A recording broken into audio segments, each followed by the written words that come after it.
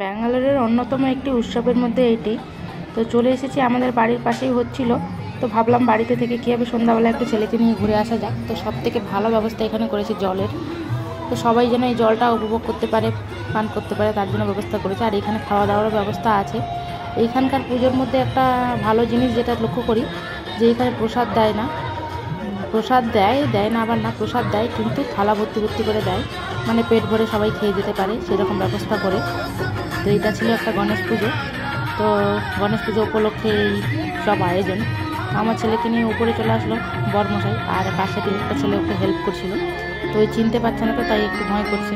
আমাদের বাড়ির আশেপাশের বাড়ির সব আত্মীয় স্বজনের বাচ্চা এইগুলো, তাই আয়নের একটু চিনতে অসুবিধাই হচ্ছে। তো এইভাবেই হয়ে গেল ঠাকুর দর্শন। চেনা জানার মধ্যে এই পুজোটাই একটা হয় এখানে, যেটা আমরা চিনতে পারি, বুঝতে পারি। বাকি দশেরা হোক বা কালী পুজো হোক, এইসব হয় না। তো এই ঠাকুরটাকেই চিনতে পারি যে গণেশ আমাদের দিকেও হয়, সেটাই জানি। বাকি উগাদি, পোঙ্গাল এইসব কিছুই আমরা জানি না। তো চলুন এবার খাওয়া দাওয়ার দিকে যাওয়া যাক। আর প্যান্ডেলটাও অনেক সুন্দর করে করেছে। এই যে যেদিকে দেখুন খাওয়া দাওয়া হচ্ছে, আর রাস্তাটা অনেক লাইটিং দিয়ে সাজিয়েছে।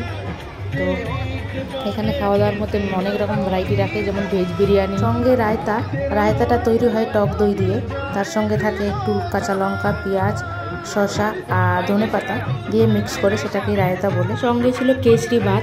কেশরি ভাত বলতে আমরা সুজির হালুয়াটাকে বুঝি, আর এখানে এরা সুজির হালুয়াটাকে কেশরি ভাত বলে। তো কেশরি ভাত বলার কারণ আছে, সুজির হালুয়াটা এরা একটা ফ্লেভার দিয়ে তৈরি করে, যেমন আম, আনারস এইসব ফ্লেভার দিয়ে। তো এখানে যেটা তৈরি করেছে সেটা আনারসের ফ্লেভার ছিল। আর ব্যাঙ্গালোর বা কর্ণাটকের যে কোনো রেস্টুরেন্টে বা হোটেলে আপনারা দেখবেন বসার বন্দোবস্ত করে না, দাঁড়িয়ে দাঁড়িয়ে খাওয়ার ব্যবস্থা করে রাখে। তো এখানেও সেরকম পুজোর জায়গায়ও সেরকম চেয়ার লাগানো ছিল না, দাঁড়িয়ে দাঁড়িয়ে তারাও খাবার বিতরণ করছে, প্লাস যারা যারা খাওয়া দাওয়া করছে তারাও দাঁড়িয়ে দাঁড়িয়ে খাবার নিয়ে খাচ্ছে। তো আমরাও এখানে চলে এসেছি, বড়মশাই আগেই নিচ্ছে, একটা প্লেটেই নিচ্ছে ওরা বাবা ছেলে মিলে, আর আমি একটা প্লেটে নিচ্ছি। আর সঙ্গে ছিল, যেটা ভুলেই গেছি, এই যে ছোলার একটা ঘুগনি টাইপের, যেটা নারকেল দিয়ে তৈরি করা, মানে ভাজা ভাজা টাইপের। ঘুগনি তো না, এটা ছিল বিরিয়ানি, ভেজ বিরিয়ানি। আর ছোলার ঘুগনি যেটা দিল সেটা তো দিল, সঙ্গে দিবে কেশরি ভাত আর রায়তা। আমরা দুজনেই রায়তাটা নেইনি, রায়তাটা পছন্দ করি না সেরকম, তাই স্কিপ করে দিই। ছেলে পছন্দ করে, কিন্তু রাতের বেলা ওর বাবা ওকে খেতে দেবে না। তোমাদের কি দিয়েছে? কোনটা খাবে তুমি? আয়নকে দেয়নি, যে আয়নকে দেয়নি, আয়ন তোমাকে দিয়েছে।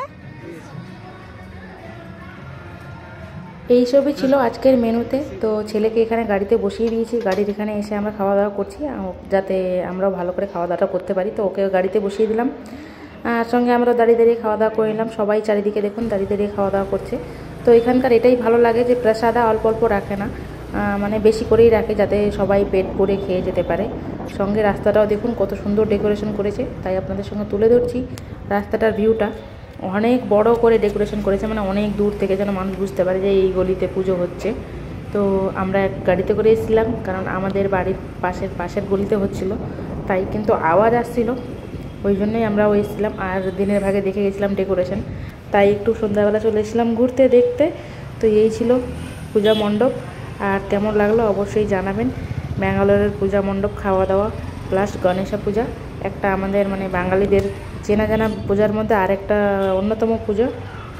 তো এই যে দেখুন, এখানে সামনে একটা বড় হসপিটাল আছে, ওই জন্য আরও বেশি করে সাজিয়েছে, কারণ অনেক লোকের যাতায়াত আনাগোনা, তো এইসব দেখে যদি ভেতরের দিকে একটু যাই তাই। তো এই ছিল আমাদের আজকের ভিডিও। কেমন লাগলো অবশ্যই জানাবেন। পেজ থেকে দেখে থাকলে অবশ্যই ফেসবুক পেজটাকে ফলো করবেন, আর ইউটিউব থেকে দেখে থাকলে অবশ্যই ইউটিউব চ্যানেলটাকে সাবস্ক্রাইব করে পাশে থাকবেন। সবাই ভালো থাকবেন, সুস্থ থাকবেন, সাবধানে থাকবেন। দেখা হবে পরের ভিডিওতে।